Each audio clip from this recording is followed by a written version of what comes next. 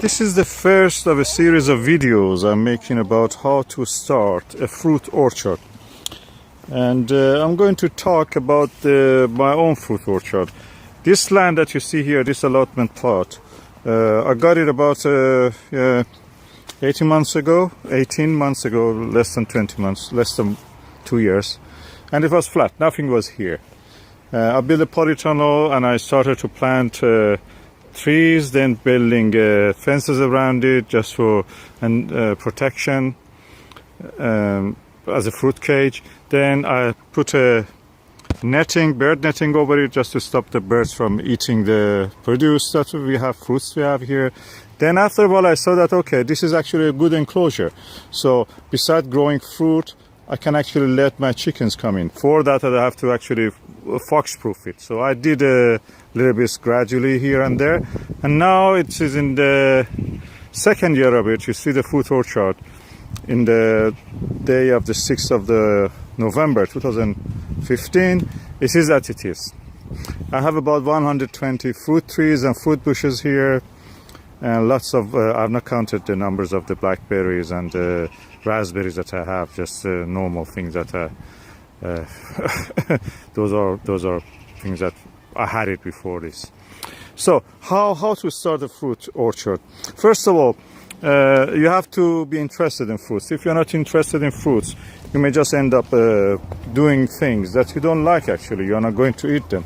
So the best thing is that go after what you like. And the best way for that is just to go to a supermarket or a farmer's market, somewhere that you know, or Apple's Day if you have apple days, or open days in the nurseries, usually around the October time. So you can go there and just taste the different fruits and just see what you like. Or go to a supermarket. Sometimes supermarkets, especially supermarkets like Aldi, Lidl and Morrison's, they bring homegrown produce, like British apples and British pears and locally produced plums and damsons and different varieties of exotic fruits that you can also plant in the UK or in the polytunnel if you have a polytunnel. So the best way is to first choose what you like. Then after that, think about how much you want to spend. If you just want to have 1 or 2 trees, okay. I recommend, because you will end up with 1 or 2 trees that you don't have any other things except those 2, 3, 4, whatever number you are choosing. It's better to make your choice really carefully. Don't go for something from a supermarket, this or that supermarket, that you may not know actually what are they, the end result. It's better to go to reputable nurseries, somewhere that you know. I recommend Keeper's Nursery for apples, pears, cherries, and all kind of plums, and also medlars. And also, if you want, for example, white currant and currants, generally red currant, white currant, this is a good source. If you want your trees be a little bit, a little bit more expensive, or you want to definitely in Hertfordshire they give you something, you can go for Blackmore Nursery. Blackmore Nursery is also good. I found that both of them are good. Keeper's Nursery is now proving in the second year to me that the choices I made from the Keeper's Nursery are actually better. This tree you see, Topaz apple, is better. It's from the Keeper's Nursery and I found it really better. Now it's 6th of November and I have yet fruit on this. And yeah. Okay, so if it was me, because the tree, when you plant it, that's it is there, it will be there for 20 years, as long as it is it has a life, it will be there. You will get stuck with it. So make a good choice. For that, you have to think about what kind of at which time of the year you want to have that fruit. You can have fruits which are coming early or middle of the season. Early means July and August and those times. Mid means September and early October, and late means October onward, November and December up to whatever time. So best thing is actually to go to the websites of these nurseries, read a lot. I recommend read a lot. If you are not sure, if you have not a chance to taste anything, read a lot about them. Pipping, orange pipping, there is a website called Orange Pipping. They have a lot of tasting videos, tasting information. I have myself also in my videos, when I eat something, I just usually go and make a tasting video about it. You can refer to them. I try to be impartial when I'm describing the taste. If it is not tasteful, I will just tell it. And if it is tasteful, I also tell it. So the information is reliable on my own. I try to actually, in my own YouTube channel, to produce a kind of encyclopedic visual guide for tasting of fruits and other things. So you can use my own videos or go to the Keeper's Nursery. Keeper's Nursery catalog is the most extensive catalog of any nursery I've ever seen. They have the largest number of the apples and the pears and plums that I've ever seen in this country, except some research centers that, of course, they don't. Their catalog is not available, so you cannot really go through them. Other choice is just to go and buy a few books, start to read, or see somebody who already has one and just talk to them. Usually, people try to not underrate what they have, the choice they have made. So just try to really eliminate those kind of biases in their thing. If you for example find them that they bought something from a supermarket and they're saying that really is nice or so, but they don't know much about other different varieties of fruit, the same fruit, for example apple, that means probably they didn't have a choice actually. They don't know much about the other varieties that exist that can enjoy. So the first step is to choose your tree, where to buy it. In the next video I will say that how to choose the different varieties. How to start a fruit orchard, and now we are talking about what kind of fruits you can grow in Britain. I live in the southern parts of the Britain, so British Isle, and what I'm saying is generally true for this area that we are living in south. For the northern parts, Midland, Wales and Scotland and north of England, just the dates slightly vary, 2-3 weeks. The amount of the heat that they have is slightly less than us, the daylight and everything. So just adapt it. But there are fruit trees that are adapted for what we can grow here, and they can grow better there. And mostly because of the damp and the lowest level of the sunlight. So what I'm talking about now is the varieties of fruit. Fruits you can grow, the most widely spread is the apple. There are thousands probably of apple trees that you can grow, and I'm not exaggerating, thousands. In the UK at least, I can tell you that in a place like a Keeper's Nursery, you will be seeing hundreds of varieties of apple, and you can order them, you can buy them. They're very good, different taste. Don't try to go just for one variety of apple. If you have the choice for up to 3 or 5 apple trees, go for one early season, one mid-season, one late season. These are the things you can find in the website of the Keeper's Nursery. It's easy to find it. Use their catalog to learn about them, and then choose the one that you like. It's best to go for Apple Day or try when you see the fruits available in the supermarket, local fruits. Look at the name of the apples and the varieties just to learn how it is. Another variety of the fruit you can grow are plums and damsons. Of course, this is a Marjorie seedling plum. It's in its first year as I planted it. It's now more than Yeah, 2.5 meter tall. There's so many varieties of the plums and damsons in this country. So it's a very good fruit. You really enjoy it. Again, you will have early, late, and early, mid, and late season fruits. Another variety of the fruit you can grow are cherries. Cherries actually were very common in the past, before 1950s in the UK. And it's now sad that we have lost many of the orchards to commercial growing of other produce. Wheat mostly, probably, or land for building on them, towns and structures. Anyway, easy to grow. This is a Merton Glory cherry, very disease resistant, very good tree. It gave me fruit in the first year. I bought it from Keeper's Nursery again. So you can grow cherries easily in Britain. Another variety of fruit you can grow is peach. I recommend that if you want to grow anything outdoors for peach, go for the peach leaf curl resistant variety. This is a Avalon Pride, and is relatively very good resistance. It shows very good resistance to peach leaf curl.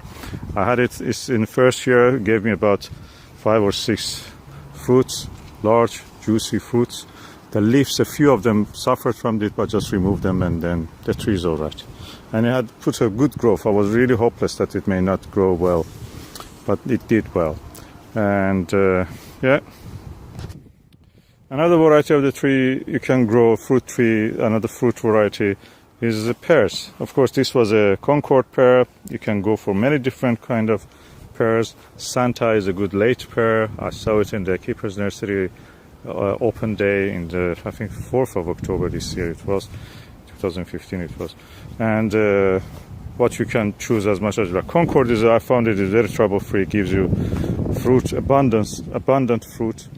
It's a hybrid between the Conference and Comis. Comis is a tasteful, Conference is a prolific pear. Both of them, the qualities are inherited into the Concord. Another variety of the fruit we can grow in Britain easily is medlar. Medlar, this is Iranian medlar. You can grow Nottingham medlar, or kind of Netherlands medlars also. Iranian medlar is good because it ripens on the tree. Unlike the Nottingham, it will not split. Yes. Okay, now I'm going back to the subject of how to start a fruit orchard.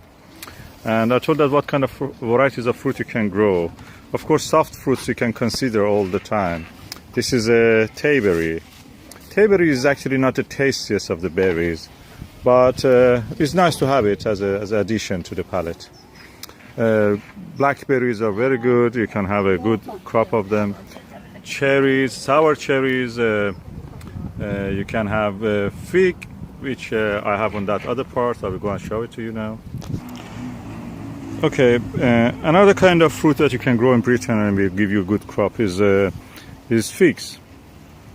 Figs are very prolific. You have to contain those roots, so if you not give just leaves to you because it likes to do photosynthesis, you have to encourage it to actually feel that it is actually dying in a way. That's the way trees will spread their DNA in the form of fruits.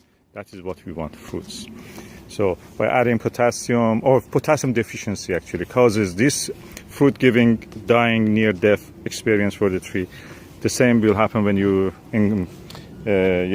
secure the root in a kind of pot or something like a slab. Slab in the ground is better because you will have water available directly. Another fruit that you can grow in Britain easily is at least in the southern Britain, or if you are in northern parts in a warmer, sheltered greenhouse or conservatory, is kiwi fruit. I planted this kiwi fruit in this year, 2015. It gave several beautiful flowers. It was first year. I didn't expect it much. The flower didn't materialize to fruit, so we will see how it will do this year. And other varieties of the fruit you can grow, and I recommend it really well because of the. As you see, we have a police chase in the air, so unfortunately they are making noise. Okay, What you can grow in Britain very well nowadays because of the global warming is grape. If somebody says global warming is not true, it is a lie. It's true, we can grow grapes now in Britain. Of course, there are varieties, usually from Germany, that they can grow here without much problem. They are adapted to the wet and damp climate. Oh, you see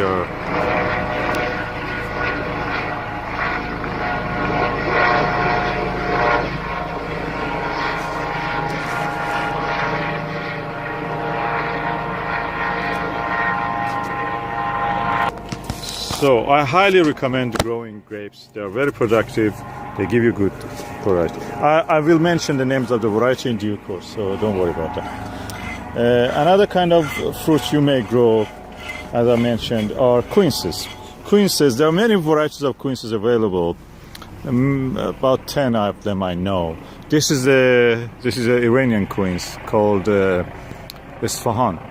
Isfahan is a very beautiful and aromatic and sweet. Actually, you can eat it raw even without cooking. And there are other varieties that you can just go to the Keeper's Nursery website or any book that you have. Just look at it. Books about fruits are. There are a few good ones. I have made some videos about them. You can refer to those videos. As I mentioned, people know cherries by the sweet cherries, but the sour cherry is actually more prolific and trouble-free. This is a sour cherry in its second year. He gave a few fruits last year and is now growing well. It's about it from Asta, so I didn't expect that much. But look at the healthy growth he had put in 1-2 years. And I can say that is a good one. The tree is almost 1 inch thick now. It has typical cherry satin skin, satin textured skin, beautiful chestnut color bark, skin of the bark. This is a good tree you can grow, and I recommend it. Of course, if you have a warmer sheltered area, you can grow apricot, you can grow nectarine. I've not tried it. I've planted apricot. Apricot was doing well anyway. I will talk about it later, how it is doing. You need a better sheltered position for that than what I have available at the moment. And this is another variety of the sweet cherry, of course. Between all your other fruit trees, you can grow soft fruits, lots of blueberries, tayberry, as I mentioned. You can grow lots of raspberry. This is one of my several of the sites that I have raspberry available. Even now it is November 16 and I have raspberry yet on the yummy. And yours is giving flower at this time.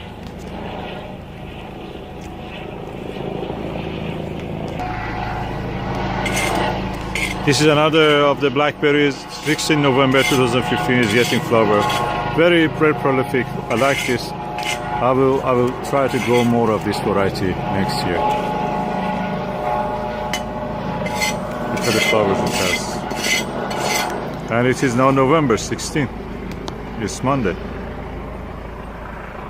And of course, soft fruits are always available. You can grow lots of strawberry between these trees I've planted. So that's another option you have. I'm sure the moment I stop making this video, this helicopter will also disappear.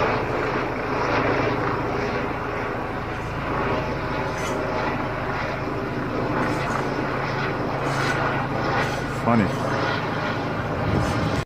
Okay, now we have chosen the trees that we want, the kind of fruits that we want. Then the next stage is where to plant it. You can use it in a combination with the vegetables and fruits. If you have a smaller space, the tree goes vertical, the vegetables will go horizontal. You can do that like the way I did for the strawberry beds there. The trees are there and strawberries are taking the space between them. That's the way of doing it, using the maximum space. You can build a patio between them, just somewhere that you can stand without getting muddy in the winter or rainy days. And yeah, this is the way you do it. But the most important thing after that is to find the proper space. Proper spacing depends on the rootstock you are choosing. Rootstock. What's the rootstock? Rootstock is the root that will provide the food for the tree. So up to here, that can be an unproductive tree on its own, probably, most probably. But it has good root system. In a way, if it is dwarfing, semi-dwarfing, vigorous or semi-vigorous, that determines how much the roots will spread in the soil, how long, for how far, and how much food will be available to the graft. Graft is the productive part of the tree from a known parentage that will give you exactly what you want, the fruit that you want with the qualities that you have in your mind. So the rootstock, as I told, for this space that I have used here, mostly are dwarfing and semi-dwarfing. So if I talk about the apples, that is M27 rootstock that I've chosen here. This will grow nothing more than the 1.5 meter to 1.8 meters. So practically you will have a limited amount of the space taken by this, but that means also your fruit will be limited. If you go for the dwarfing rootstock, which is M27 for the apples, this means in this case I have given the space for about 1.60 centimeter between each tree. That is the amount of the space I've given. My neighbors have given similar or less. I don't recommend less because that means practically you will not be able to move between the trees. But if you have that amount, that's the minimum I recommend. Then, if you have more than one row of the trees, and if you, of course we are talking about the apples now, then you will give the next row more space by working in a zigzag pattern. From that tree to that tree, 1.5 meter, 1.60. So the next tree are planted in the line which is between them. So that tree is there, that tree is there. In the line between them, okay, there is a line. I joined them together there. In the middle of that line, 1.80 centimeter, I came back and planted this tree. This is, of course, a peach tree, Avalon Pride. And then I start a row again here, 1.60 centimeter. The next tree, which is this Iranian medlar. Then the next Iranian medlar goes there. Then the next tree, which is a pear, in the Queen's C rootstock, which is again semi-dwarfing or dwarfing rootstock of Concord pear, will be here, 1.60 centimeter. The next 1.60 is this taken by this Marjorie seedling, plum. So the next row, again joining the line between this and that tree, in the middle of it, 80 centimeter, extending 180 centimeter. I come to this point. 180 centimeters is about 6 feet. So I come to this point. That's the place that I planted this topaz apple. And again, another tree there. That's a cherry, 1.60 centimeter. In this direction, another cherry, 1.60 centimeter. And then going on. The distances are like that in a zigzag pattern. So practically I have maximized the space between this tree and this tree by avoiding to plant them in a straight row, in a straight line. This is one row. The next row is not exactly opposite each other, as you see here. One is there, next is there. The next tree on this row is not opposite this, is not opposite that one, is somewhere in the middle. So that increases the maximum space between this tree and that tree. That maybe is about, it's a Pythagoras theorem, you can just calculate it, is more than 2 meters of space between these two in this way. And that's the trick you do in a limited space to have your trees planted.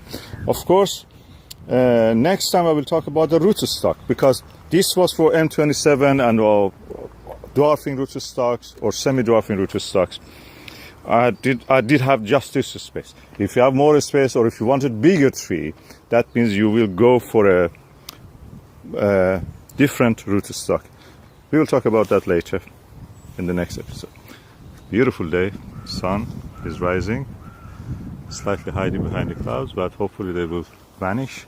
This side of the sky is blue, and heralding the coming of a new day. This is the 2nd of the December 2015, and yet Topaz Apple is going.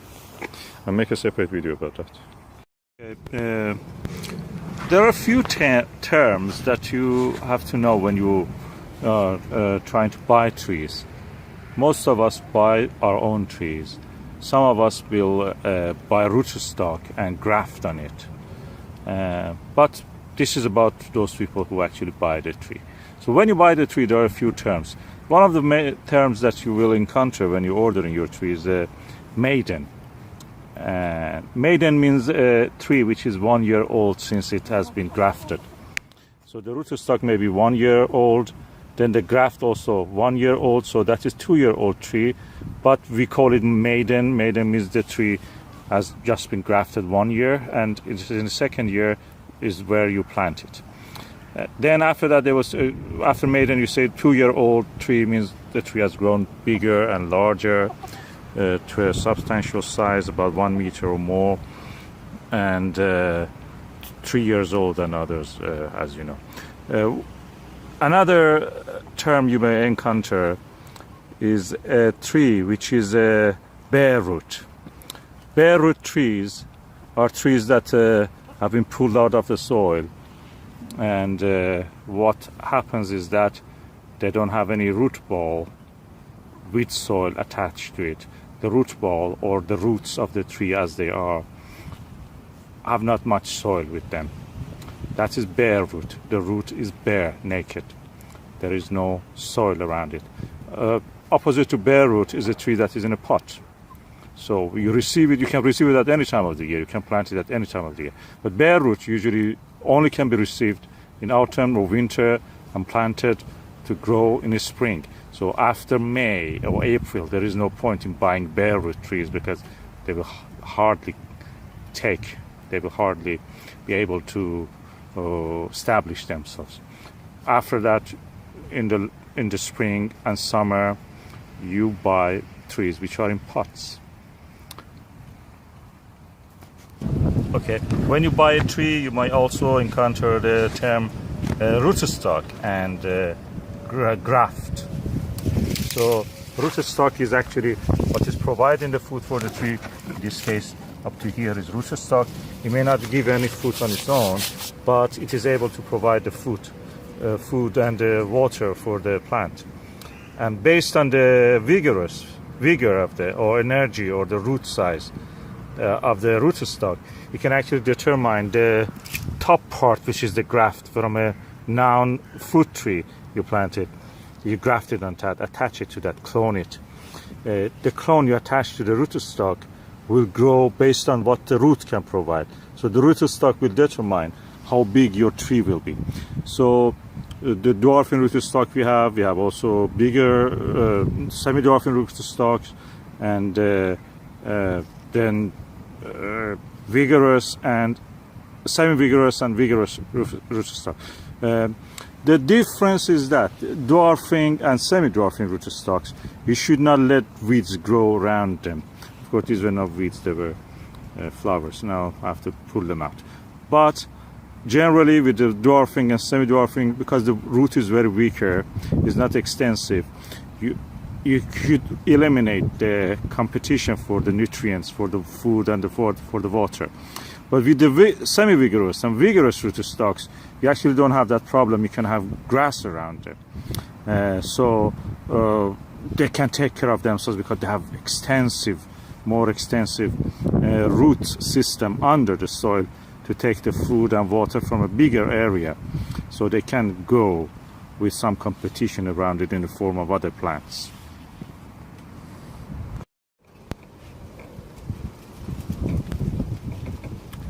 This is a pack of trees that I received from the Blackthorn Nursery.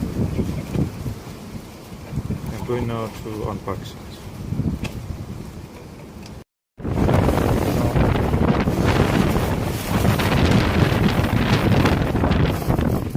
As you see, it is very stormy today. The trees are here. I will just open them, then I will continue to video. Outside is really stormy, but I'm now in the old chicken coop, so hopefully I will be safe here. You can hear the sound of the storm. Let me check the trees. It seems there are 4 trees here. That is a plum Victoria. The plum that they gave me is a replacement for the tree that died last year. Second tree is pear. Beth is early pear, and I hoped that I will have some pears in the August. With this pear, Beth, I will have it hopefully.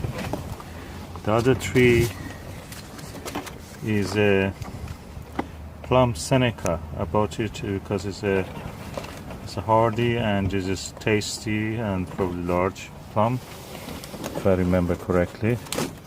And the other tree is a Bowling Golden Gate. They gave me by mistake another tree, so they have to send me a replacement. Unfortunately, the replacement is not in the original rootstock which I ordered. It was Pixie, I think. They have to give me St. Julian. But anyway, that's alright, as far as it grows and survives. So these are the trees I've received, and I will check the condition of the tree inside by opening this bag. Okay, that's the roots of the trees. It's relatively dry. It has been a while that I didn't have the time actually to come and do this properly. But I'm going now to heal it, meaning putting it in the ground. You have chosen your trees, the varieties, the rootstock, and now you have received your tree. What you want to do is to plant it. Best time, of course, you will receive your trees in the winter, and that's the time you can buy the tree as maiden. Maiden means it is a maiden bare root, means it's first year. Bare root means there is no soil around the root, or there's a minimal amount of soil. These are not maiden, they are more than 1 year. Maiden means 1 year tree. 1 year means 1 year after graft. And now I've received it. I don't have the time. If I have the time, I will just plant it now. So I will go for a video of planting. But at the moment, I don't have the time. So what I will do, I should not let the tree go dry. I should not let it stay for a long time without water. The tree is actually dormant, but it should not go dry. So what I will do, I will dig a hole deep enough. This is about 30 centimeter deep, and I put the trees with the roots. Nothing I will do. I will just put the trees with the roots, even clumped together like that with a tie break, and I just put it inside. So what will happen is that I will put it as a care of the soil. The rain and everything will keep them moist until I have the time to come and plant them. I can leave it until the spring even if I want. Hopefully I will not do it, but that's the way it is. Now, the trees are out. I take them out. As you see, this is the roots of the trees. They're clumped together, 4 trees all. And I put them in this hole. What I will do now, I will hold them like that, then get sure that all the roots are within that hole. Then I put the soil back, and with my heel of shoe, I press the soil, not very firmly, just to keep the trees from falling. Okay, now I put the trees inside the hole, and I just gently press with my boot to make sure that there is not much air pocket inside.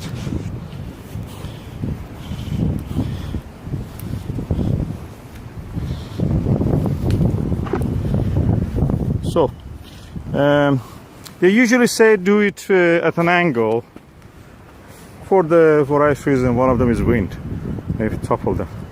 But here, as you see, I have a windbreak, and this is stormy, as you see. The tree can stay here. It's near the fence anyway, so the tree is safe. The only thing is that I will just add a little bit water right now, just to make the soil a little bit moist. And then what will happen is that the tree will take care of itself until I have the time to come and do it. And this is one of the Jerusalem artichokes. I dug it now. This is the Jerusalem artichoke stem, and one of the rhizomes or roots are out. I have to harvest it later. I will wait in the 2016 probably harvest it. Yeah. Now the tree are in the ground, and this process is called healing. Healing, H-E-E-L-I-N-G, healing. That's probably from the heel of the shoe, that you put them inside the soil like that. So hopefully the trees will be safe until I have the time to plant them. Most of the trees here you see have been healed before the final planting, so that's the process I have done a lot. Got a good result from that before, so hopefully this time I will also get that. Okay, now you have went and ordered your trees, hopefully from a reputable nursery.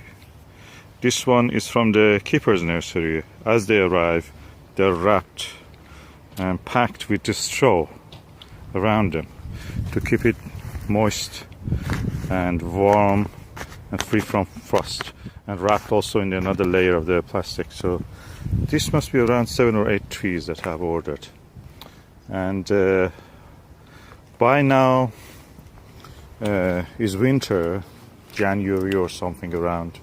Today is the January of 9th of January 2016, so practically is the right time to plant a tree from now up to the March or April, depending on the temperatures. You can plant your trees. You receive it in such a condition,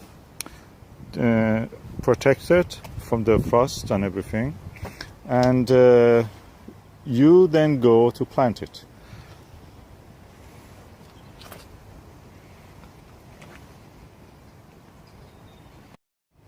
Okay, when you receive your trees, you may not have much time to plant them. You can heal them, as I told in the previous videos. But when you had the time, just go and plant them. For that, first you have to dig a hole. So you dig your holes. This is the typical hole you can dig. You can make it a little bit bigger. You can fork around it, just with the fork, to loosen the soil, loosen up the soil. And then you can add manure, make it a little bit deeper to add some manure here, some food for the tree. Some say don't add any manure because that makes the roots of the tree lazy. They will not search for the nutrients going deeper in the ground. But I add manure because I know under this is a terrace sediments, river terrace sediments, and a kind of very rough glacial till. So after just half 1 foot. So that's a kind of like a hard pan, as if I have several soil profile of these allotments that here are. So it is useful in such a condition to add some manure. And also, if you want, you can add this kind of root grow kind of fungi. It's a white substance, white powdery substance. You can buy it in the Wilkinson or any good garden center. Or when you order your tree, you just order that also from the same, if they provide it. Then you scatter all that around your root. But the general outlay is like that you just dig a hole 1 foot or a little bit bigger than that, 1 foot deep also, that will be enough. You put the roots inside that hole. And after that, you just wait for the next video. Okay, you have bought your tree, you didn't have the time, you healed in the trees, you just clump them together, just planting them in the soil to keep moisture available to the roots. But now the trees are awakening, so I have to go and plant them. So I'm doing with this first one, Gorgeous House Plum, from the Keeper's Nursery, and it's now in flower, so it's the time actually to plant this. And I'm going to do it. Gorgeous House Plum is a plum from Iran. It's very early. It comes in the late May or early June to fruition. It's a kind of green, sour, fruity, sweet kind of plum. You eat it because it's the earliest, and it's different to other plums because it's not very sweet. You eat it because it's very early and it's the only fruit available at that time. So I'm going now to remove it from the healed in soil and just go and plant it. Okay, now I have dug the hole about 1.5 foot across in diameter and about 1 foot deep. This is the Gorgeous House Plum from the Keeper's Nursery that I'm going to plant. It's the earliest plum that you can have, and you see it's somehow coming into leaf, and here you see some leaf, and it's coming also to blossom. So it's a time to actually plant it. This is now 21st of the February, and I didn't have the time. So I removed it from the hill, and now I have dug a permanent hole for it, permanent place. This will be its stake. So I have chosen a piece of wood strong enough to hold it. I have, of course, here surrounded by the fence and the polytunnel which is behind here and the netting. So hopefully we will not have very, very strong winds blowing through it, because of course it is in the shade of the wind by the windbreaks that I have planted, implemented here. So that's the tree. I'm going also to add some of this root grow. I bought it from the I think Wilkinson, yeah. Root grow mycorrhizal fungi.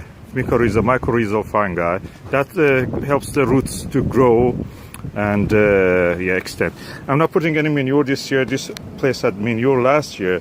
It was actually another plum here, which was bought from Asta, opal, and unfortunately it didn't grow. Opal or another variety anyway, I've forgotten the name. I have to look in my notes. Unfortunately, the second year it had a disease. It never gave any fruit. So I just uprooted it, and I'm going to plant this Gorgeous House Plum in place of it. It is already having some some manure. So some root grow, and then I will go for the next. As you see, I'm going now first to put the stake in. Okay, I put the stake in. Now I will put some fungi, mycorrhizal fungi here, just to help the roots grow. Okay, this is the mycorrhizal fungi. It's kind of like a lime. I add it here to the roots, in the root ball where the roots would grow.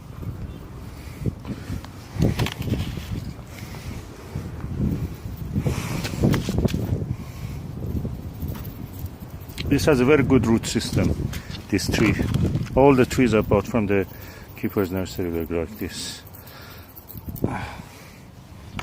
I'm giving it a good dash of this to help the roots really establish themselves.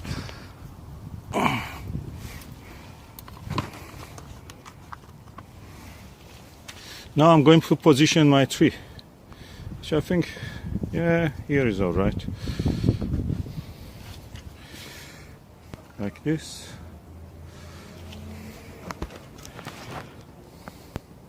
And now I start to put the soil around it. It's almost near vertical, that's all right. Let me turn it, just this branch be free.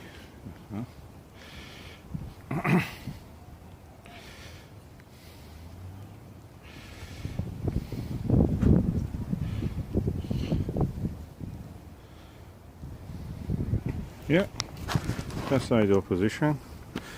And now I'm going, that's how it, by the way, my asparagus bed. I'm now going to add the soil. Okay, now the tree is planted.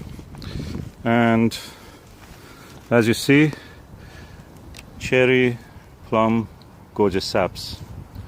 It means it's small plum. and Gojasabs means green plum in Persian. So that's a plum which comes earliest of the plums, late May and early June. Is green when it is unripe. You eat it when it is unripe. If you leave it on the tree, it goes kind of greenish yellow, watery, and not very sweet or tasty. Just you eat it when it is green and a little bit sour, fruity taste. And it's kind of delicacy. I'm telling you, you have to try it. Of course, if you just like sweet things, you may not like it, but it's a acquired taste. You can try it. You can have it with a different kind of pesto, mint or basil pesto means ground fresh mint or basil mixed with a little bit salt, sea salt if you like, and just like that. And then you dip the Gojasabs cherry plum into it, slightly lifting a little bit of it, and just eat it like that. And it's very healthy. That's the earliest thing you can have, the earliest plum you can have. And you see it is now 21st of February and it's given some beautiful blossoms, and some of the leaves are coming. On the Facebook, I saw that they're saying that you have to plant this, so I did it immediately. So that's the way that you plant a tree. So you have started to create your orchard in this way. This is the time for it. And the distance between this tree and the next one is about 1.8 meters. It's about 6 foot. And from this row to the next row is 1.6. That is less than 6 foot, 5 foot, 20 centimeter. 5 foot 10 centimeter, 5 foot and 4 inch about.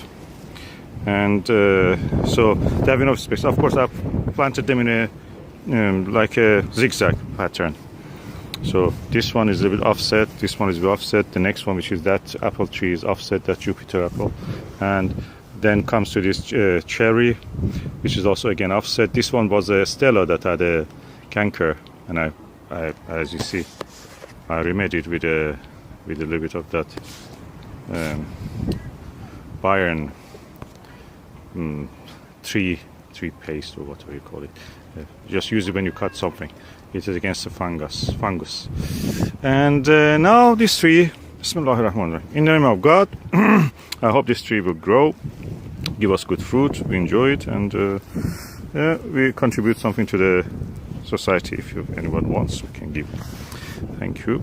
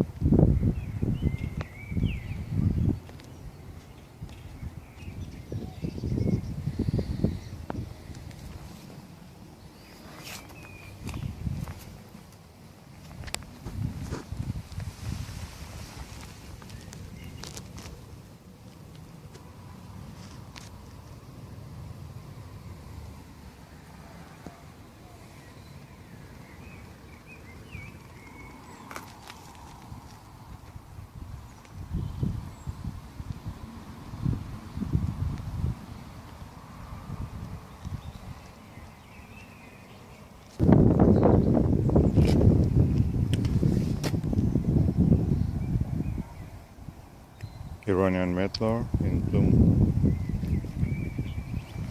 Azgil Irani یا کنوس.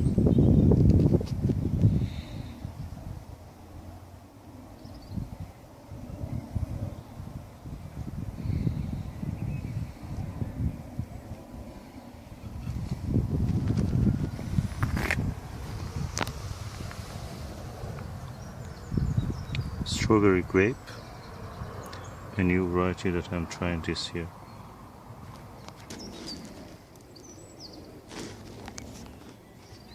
Pear variety Concord. This is the second year and it is giving fruit. Last year it gave 8 beautiful, delicious, sweet, aromatic fruits. This year it seems it's going to break its own record.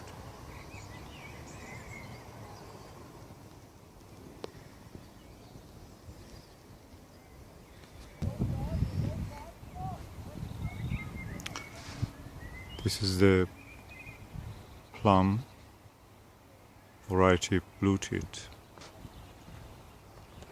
In a way it's similar to the Victoria plum and is very vigorous. I bought this tree from the Blackmore nursery. It's the second year. Has some reasonable amount of fruits, as you can see. I'm looking forward. Last year I did a summer pruning and the result of it is these fruits and the branches now. I will do another summer pruning probably in just 2 weeks, 3 weeks time.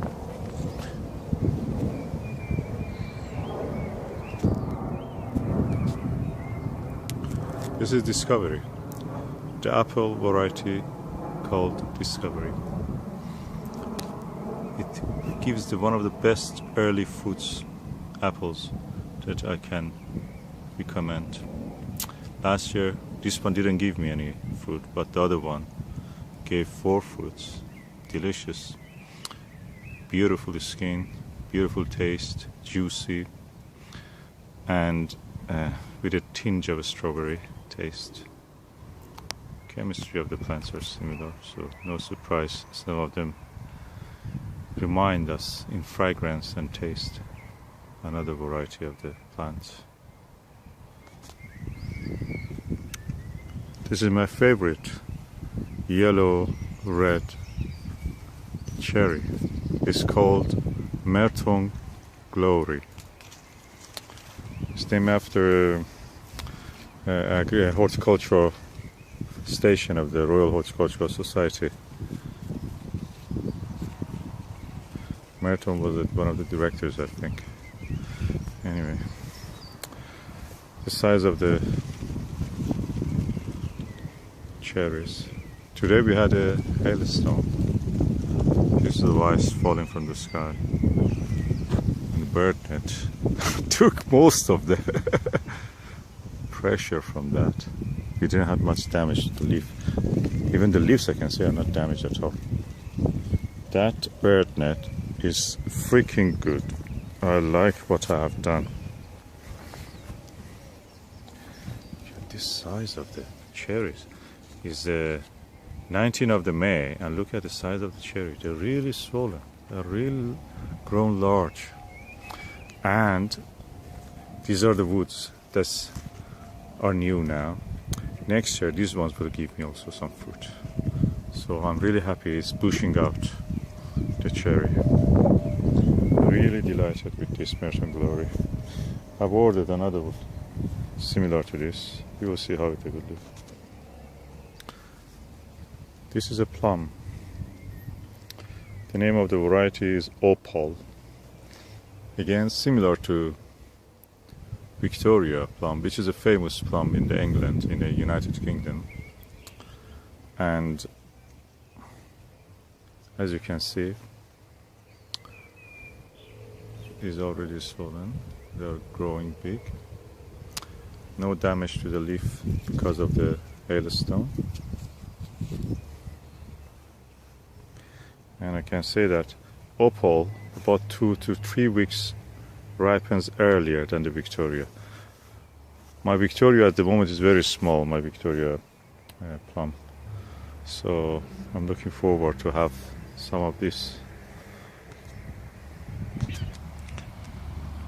I planted more than 120 fruit trees and fruit bushes in this allotment over the past 15 months. The result of it is the orchard that you see with the polytunnel, which was built on the same year.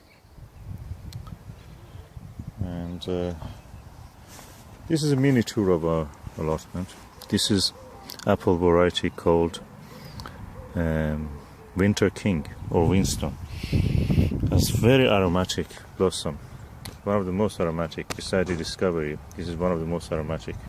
Probably even more aromatic than the Winston, than the Discovery. The smell of it is lovely.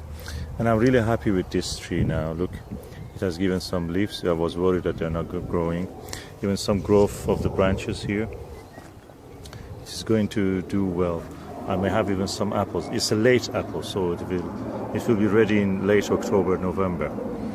And it keeps up to the next year, 2016. Hopefully we will have some of these fruits this year. If we don't have any, not a big deal. Next year yet, we can have. A little damage to the aphid due to the aphids here.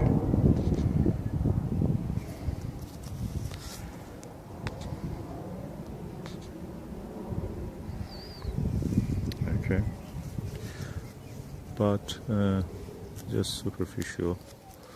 If I try to open it, probably I can. I will do it when my camera is off. The sun is now setting. I was working preparing another bed.